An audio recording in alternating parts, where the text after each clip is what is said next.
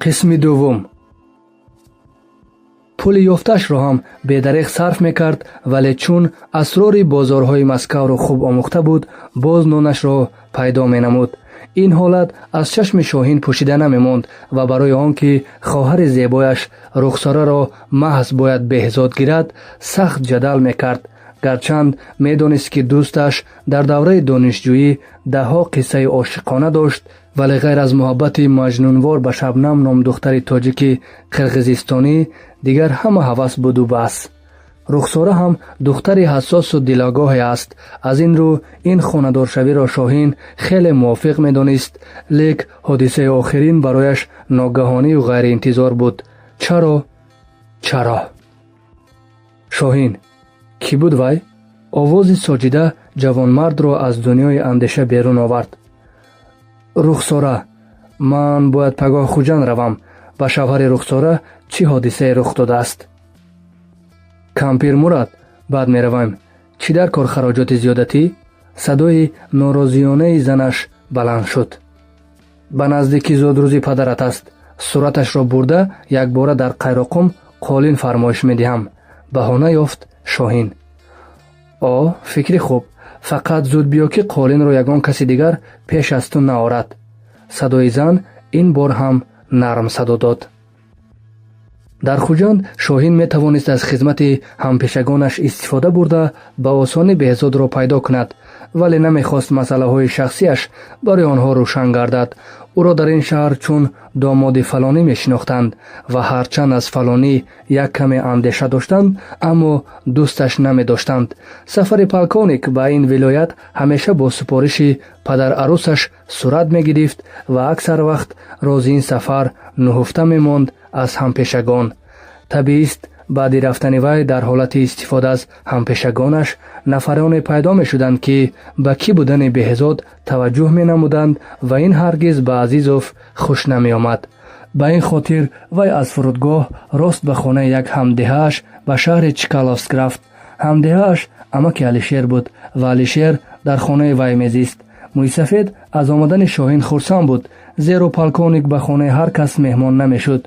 تا بگاه از نوگری های دهه صحبت کردند و نهایت علیشیر هم مستانه کلویده پیدا گردید.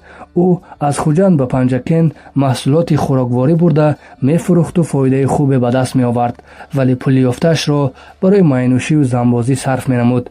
برابر دیدن پلکانیک علیشیر سخت خجالت کشید و شاید برای شستن گناهایش بود که همه واقعه های به بهزاد رخ داده را با حرارت نقل کرد. روز دومی از مسکو آمدن بهزاد با من از پنجکین تا خوجند همسفر بود.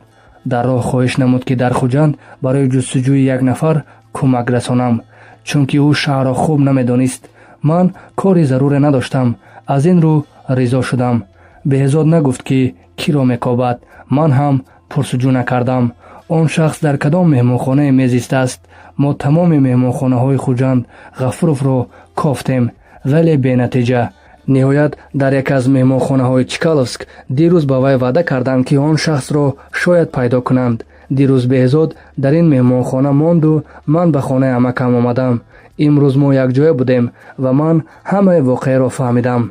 لحظه سکوت ورزید علیشیر، بعد با کدام اندیشه به شاهین نگریست. فقط به بهزاد نگوید که همه این را از من شنیدید. التماس اگر پرسید وی همه حادثه را خودش نقل میکند. عزیزوف از تجربهش خوب میدانست که دوام واقعه برای او ضرورتر است از آن چی شنید. از این خاطر به علیشیر سیگار مراعات کرده وی را دل پر کرد. هر چیزی که میگوید بین هر دویمان میماند. تو عادت ما را میدانی کو؟ علیشیر در حقیقت هم عادت عزیزوف را خوب میدانست. آنها در یک دهه کلان شدند و قریب همسایه هم بودند. شاهین از خردی دوست نمی داشت راز کسی را به کسی دیگر قصه کند. برای همین او با دلپوری به نقلش ادامه داد. امروز من به مهمانخانه رفته بهزاد را مست لایقل دیدم، ولی او مرا مجبور کرد که باز رویم و نوشیم. وقتی نوشانوشی همه واقعه را قصه کرد. بهزاد از مسکو از دختری که زمان دوستش می داشته است کسیته می گیرد. در آن کسیته چی ثبت است من نمی دانم، ولی آن دختر дар меҳмонхона мез истааст-у беҳзод ӯро меҷуст. танҳо дирӯз фаҳмидам, ки духтар худкушӣ кардааст.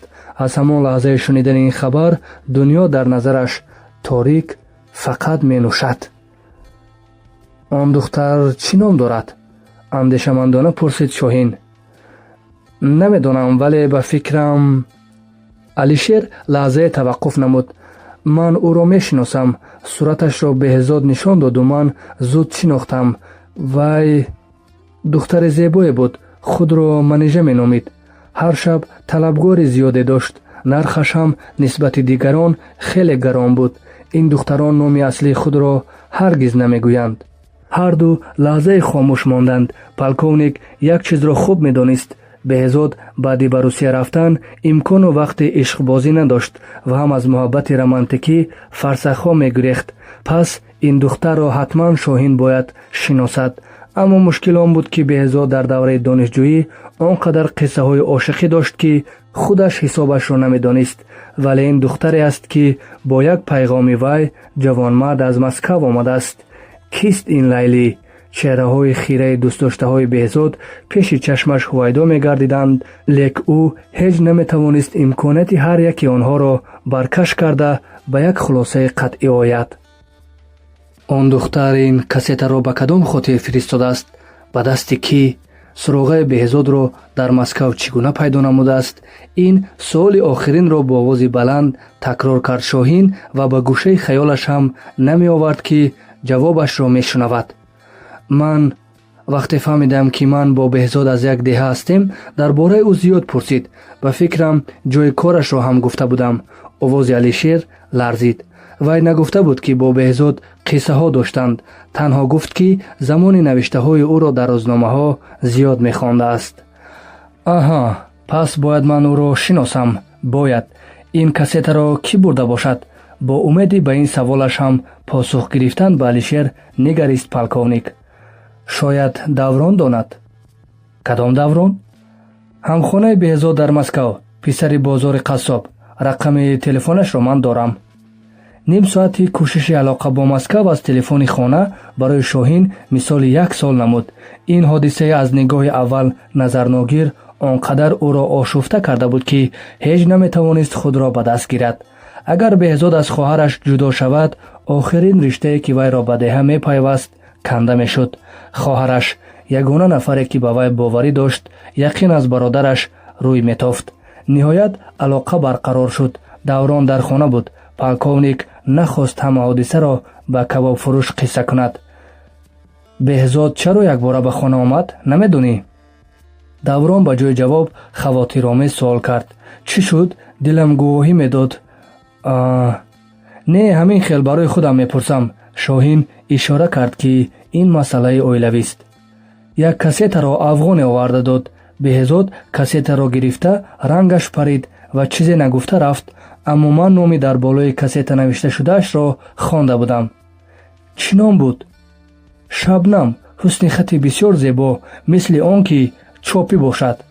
Шоҳин дигар чизе напурсида саросема гӯшакро партофту сӯи дар шитофта пурсид.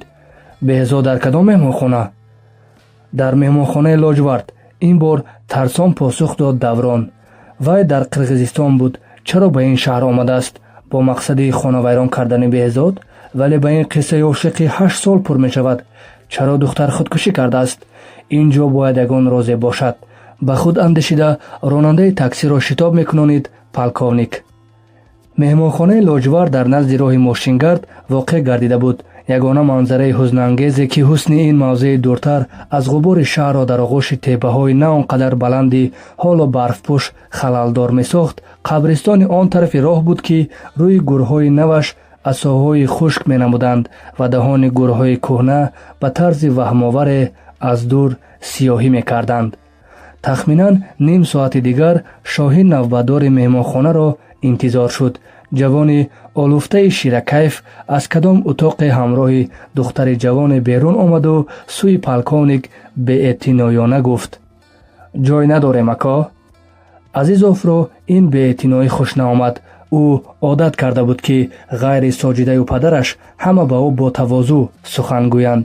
аз ин рӯ ҳуҷҷаташро таи бинии ҷавон бурда нишон доду туфангчаашро намоишкорона аз як тарафи миёнаш ба тарафи дигари миёнаш халонд ва бо як нафрат посух дод: ба ман ҷой не, Беҳзод Қурбонов дар кор. Навбадор ин бор як каме бо эҳтиром ҷавоб гуфт: хонаи 13. ҳанӯз Шоҳин аз зинапоя боло нашуда, Беҳзод калавида аз ошонаи дуввум поён омад ва худро дошта натавониста афтод. Беҳзод! Садои Шоҳин ба дараҷае баланду ғайриинтизор буд, ки ҷавонмард лаҳзае таваққуф кард ва ба сӯи овоз niгарист. Полковник дар чашмони калони беҳаракатона ба сӯяш духта шуда тарси азимеро эҳсос кард. ӯ ёд надошт, ки дар ин чашмон ин гуна даҳшати ғайритабииеро дида бошад. Беҳзод, ба ту чӣ шуд? Ман ба назди ту омадам. Дар ин меҳмонхона чӣ кор мекунӣ? Беҳзод гӯё ин ҳарфҳоро нашунид. чашмони берӯҳаш ба нуқтаи номаълуме духта шуда буданд. беҳолона сар боло карда, ларзону тарсолуд садо дод: вай дар қабристон. ва гӯё ба сараш сатили оби хунук рехта бошанд, якбора ҳушёр шуд. қоматаш рост шуд ва овози баланду мастонааш мисоли фарёди талхи пеш аз марг ба сақфи даромадгоҳ печид. Шабнам! давид сӯи баромадгоҳ.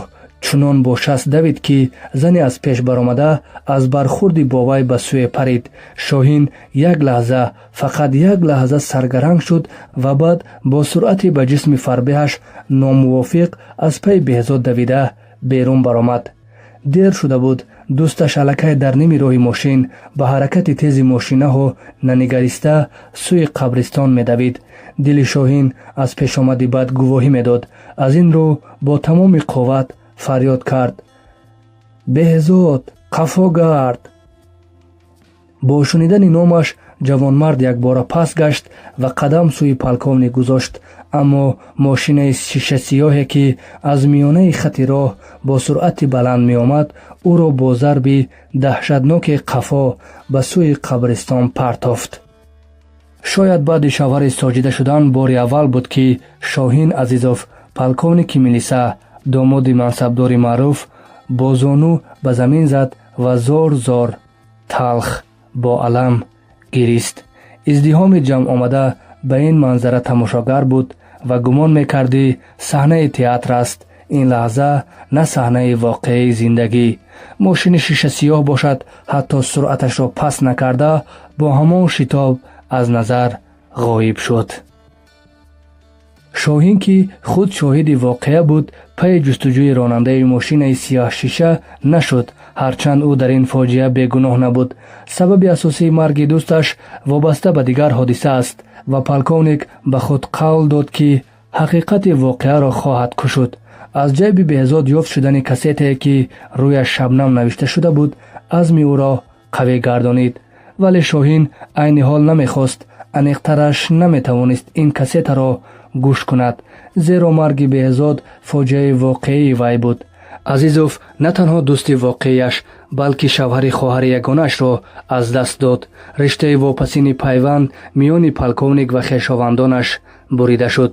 ҳамчунин таҷрибаи зиёди корӣ ҳушдор медод, ки аз ин касета боз ҳодисаҳои зиёде барояш рӯшан мегарданд ва айни замон қудрати таҳаммули ин қадар эҳсосотро надошт.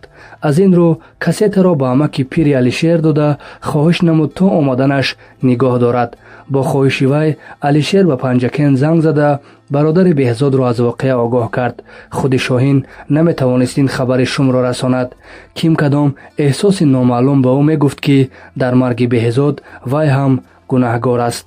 охир дар вопасин лаҳза дӯсташ қадаме ба сӯи Шоҳин гузошт ва ин қадам сабабгори ҳалокаташ шуд. ба Соҷида занг зад. ғайри чашм дошт. занаш изҳор кард: ман ба ҷаноза расида меравам. дар деҳаашон хеле дур аз маркази шаҳр Шоҳинро ҳодисаи ғайриинтизоре нигарон буд. баробари ворид шудан бо ҷасади Беҳзод ба деҳа тағйиротеро дар рӯзгори якранги деҳа дар маросими барояш ошнои ҷаноза эҳсос намуд. дар даромадгоҳи ҳавлии дӯсташ мошинҳои зиёди сабукрав қатор меистоданд ва раиси ноҳия, шахсҳои мансабдори вилоят баробари дигарон бо миёнҳои баста меистоданд.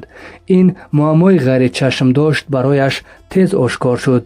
дар сафи пеши мардум ҳампаҳлӯи бародар ва падари пири беҳзод, падари соҷида, дар даст рӯймолча, ҷомаи сиёҳи мотамӣ ба тан, миёнбаста, аз дасти мӯйсафед дошта меистод. муносибати ҳамдиҳагону хешовандон ҳам бо Шоҳин дигаргуна буд. эшон бо як самимият ба ӯ изҳори тасаллият мекарданд. ин амал баъди ба ҳавлӣ даровардани ҷисми беҳзоду лангар андохтани овози марғуладори падари дӯсташ дигар барои Шоҳин ғайритабиӣ набуд. овози ба қуввати мӯйсафед, ки дастонаш ба гардани полковник ҳалқа шуда буд, овози ҳамаро пахш кард. Шоҳин, дигар бародари янгам гуфта назди кӣ меравӣ? дигар дарди дили туро кӣ мефаҳмад? писари бенишон рафтаам беҳзод, писари қалам ба дастам беҳзод. қалами ҳайрон мондаатро кӣ соҳиб мешавад, бачам? дар миёни занон модари беҳзод ба гардани соҷида ҳалқа шуда навҳа мекашид. маросими ҷаноза низ пуршукӯҳ буд. расми калони беҳзод пешорӯи тобути гулпӯшаш хандон ба издиҳом менигарист. санги рӯи қабрро, ки миёнаш сурати пеши тобут ҳаккокӣ шуда буд, дар мошини дигар мебурданд. дар лаҳзаи ба гур мондани ҷасад ҳам бори аввал дар таърихи деҳа чанд кас суханронӣ карданд. аввал раиси ноҳия аз қалами бурӯи фарзанди содиқи миллат, зодаи ноҳия, ҳарф зада эълон намуд, ки мактаби деҳа ба номи беҳзод гузошта хоҳад шуд. вақте риштаи сухан ба падари соҷида дода шуд, ӯ баъди ситоиши беҳзод чун қаламкаши беназир, дӯсти хонаводаи онҳо, бо як нороҳатӣ гуфт: ба номи беҳзод гузоштани фақат як мактаб кам аст. дар маркази ноҳия ҳам бояд кӯчаеро ба номи ин чеҳраи намоён гузоранд. ин эроди падарароси Шоҳин ларзае дар андоми раиси ноҳия афканд ва ӯ даст пеши бар гузошт, бо маънои он ки албатта ин эродро қабул хоҳад намуд. ин шукӯҳ шавомати ҷаноза норозигиву дилхунукиро нисбати полковник бартараф кард. танҳо рухсора ҳангоме бо бародараш дар рӯи ҳавлӣ вохӯрд, худро дар оғӯши вай партофт ва бо алам гуфт: замоне ки зинда буд, куҷо будед шумо? шунавандаҳои азиз, идомаро дар қисмати дигар хоҳед шунид.